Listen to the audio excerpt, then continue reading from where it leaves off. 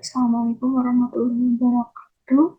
Saya Firmanda Luciana, perwakilan dari kelompok 6 yang beranggotakan Dera Jasmine Salsabila, Tasya Febri Cantika, dan saya sendiri Firmanda Luciana.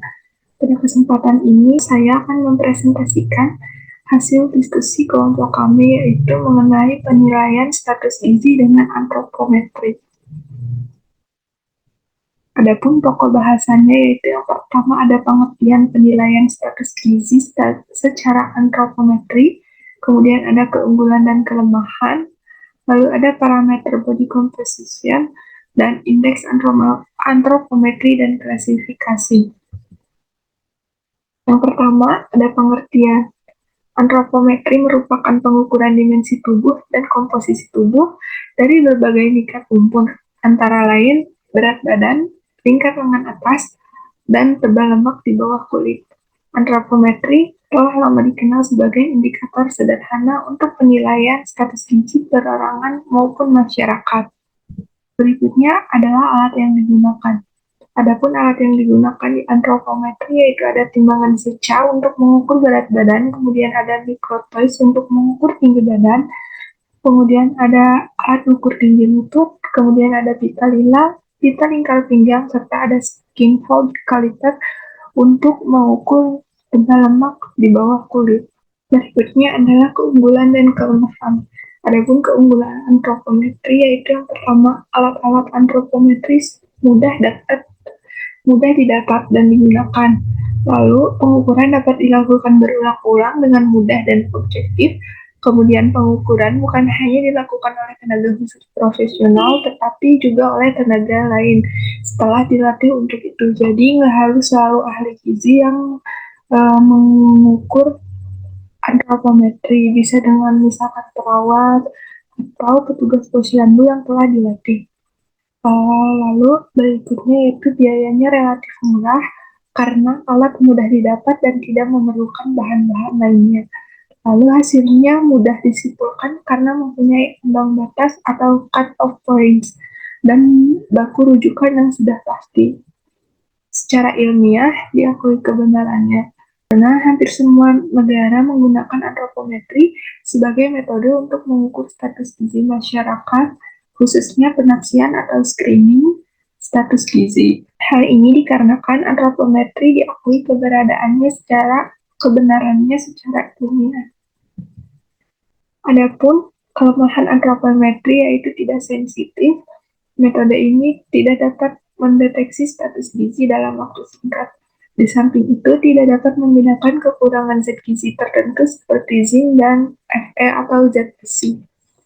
Kemudian faktor di luar gizi seperti penyakit genetik dan penurunan penggunaan energi karena penyakit kronis tertentu dapat menurunkan spesifitas dan sensitivitas pengukuran antropometri.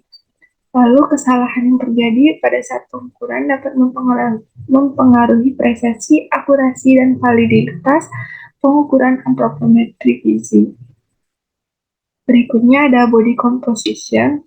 Jadi komposisi tubuh manusia itu berbeda-beda antara laki-laki dan perempuan. Di sini contohnya jaringan otot itu laki-laki cenderung lebih besar daripada perempuan. Kemudian untuk lemak esensial, perempuan lebih tinggi daripada laki-laki. Dan lemak non-esensial, perempuan juga lebih tinggi daripada laki-laki. Kemudian untuk tulang, laki-laki cenderung lebih tinggi daripada perempuan.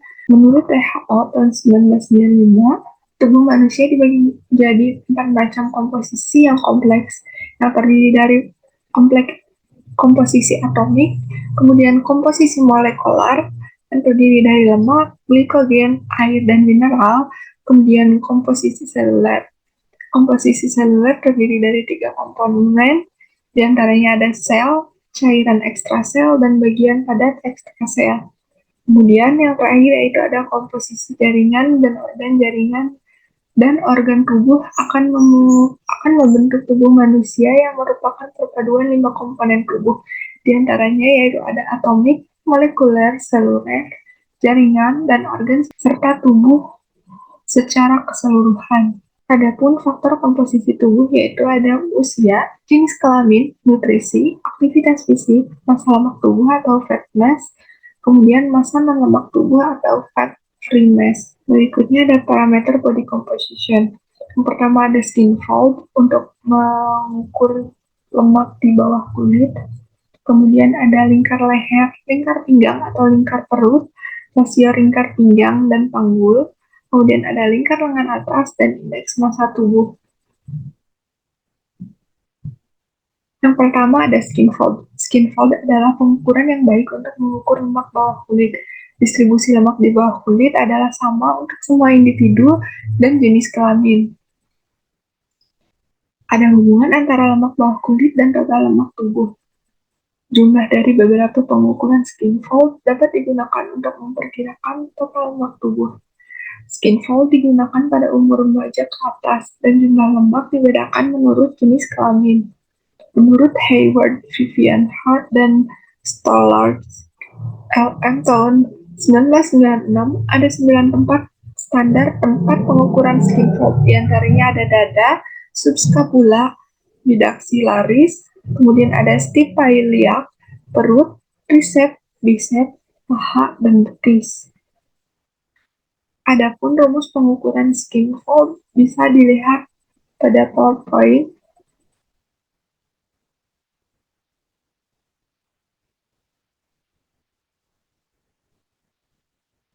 Berikut adalah lokasi pengukuran skin fold. Yang pertama tadi ada di dada, kemudian ada subscapula yaitu ada di belakang tubuh, kemudian ada midasilla di samping, ada suprailiaca, kemudian ada abdominal, kemudian ada tricep, bicep, paha, dan betis.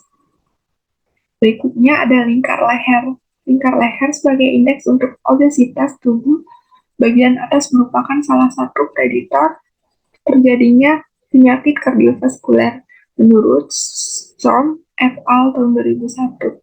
The North Association for the Study of Obesity menunjukkan hubungannya erat antara lingkar leher dengan IMT.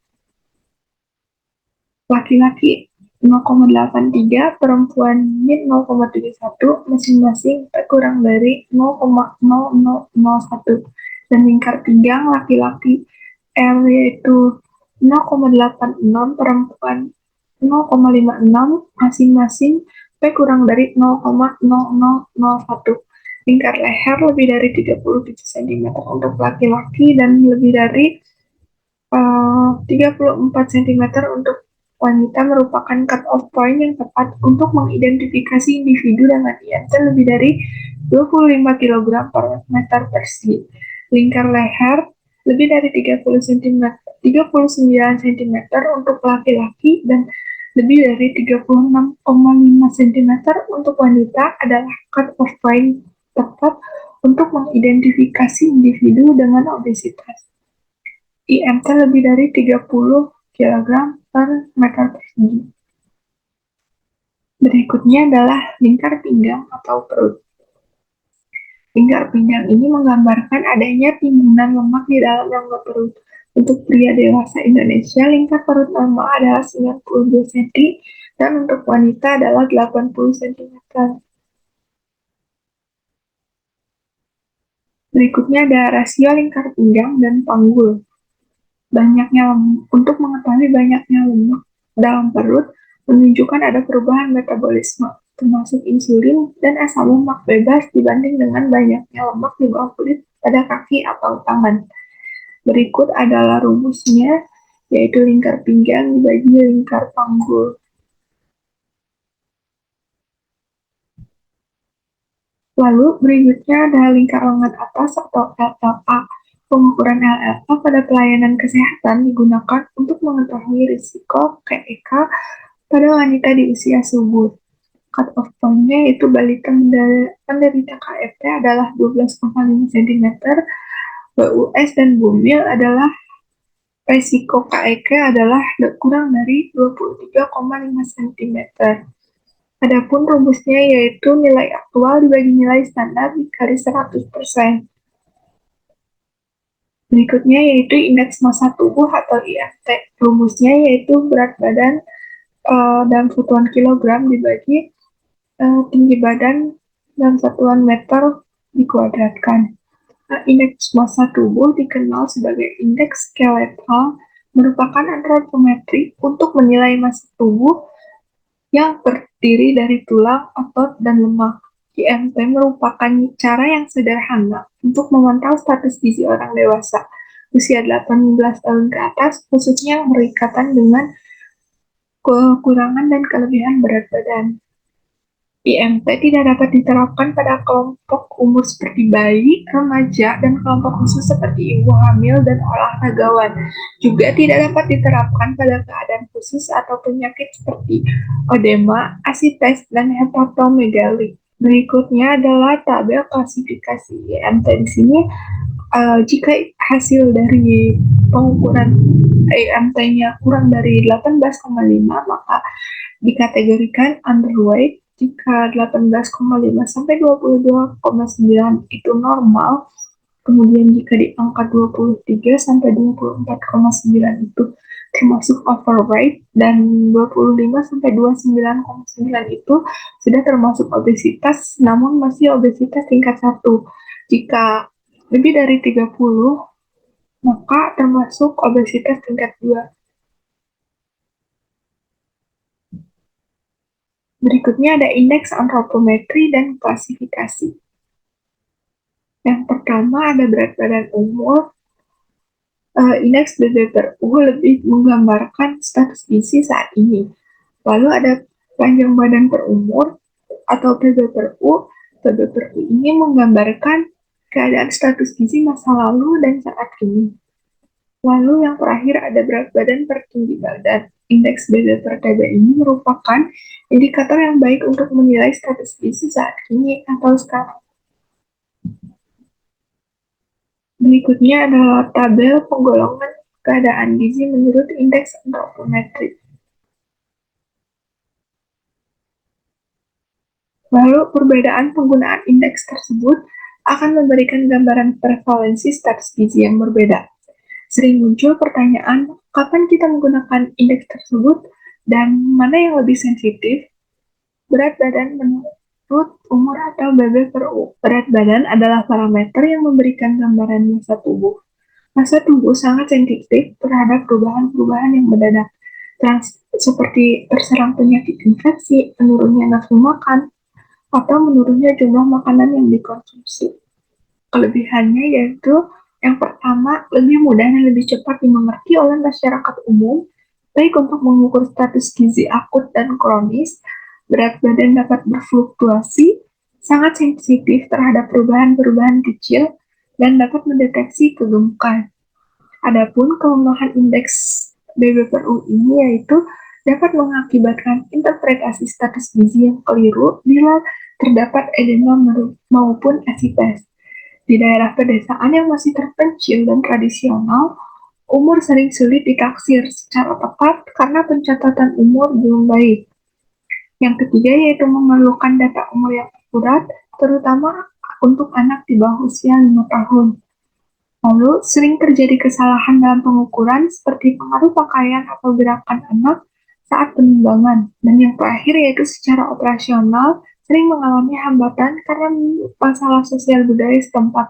Dalam hal ini, orang tua tidak mau menimbang anaknya karena dianggap seperti barang dagangan dan sebagainya. Berikutnya ada tinggi badan menurut umur atau TB per U. Tinggi badan merupakan antropometri yang menggambarkan keadaan pertumbuhan skeletal.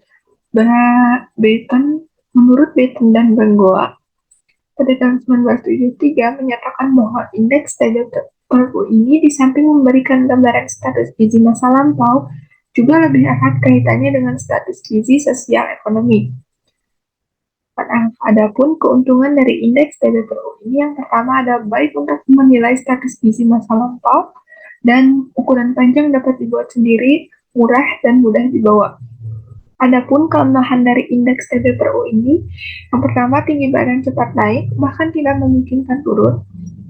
Kemudian pengukuran relatif sulit karena anak harus berdiri tegak sehingga diperlukan 2 orang untuk melakukannya, dan ketepatan umur sulit didapat. Yang ketiga yaitu berat badan menurut tinggi badan atau BB per TB. Berat badan memiliki hubungan yang linier dengan tinggi badan. Indeks BB per TB ini merupakan indikator yang baik untuk menilai status gizi saat ini atau sekarang. Indeks BB per TB ini merupakan indeks yang independen terhadap umur. Adapun keuntungannya yaitu tidak memerlukan data umur, dan yang kedua yaitu dapat membedakan proporsi badan, seperti gemuk, normal, dan kurus. Adapun kelemahannya itu tidak dapat memberikan gambaran apakah anak tersebut pendek, cukup badan, atau kelebihan tinggi badan menurut umurnya, karena faktor umur tidak dipertimbangkan. Dalam praktek, sering mengalami kesulitan dalam pengukuran panjang atau tinggi badan pada kelompok balita. Membutuhkan dua macam alat ukur, pengukuran relatif lama, membutuhkan dua orang untuk melakukannya. Kemudian sering terjadi kesalahan dalam pembacaan hasil pengukuran, terutama bila dilakukan oleh kelompok non-profesional. Sekian presentasi dari kelompok kami, kurang lebih mohon maaf. Assalamualaikum warahmatullahi wabarakatuh.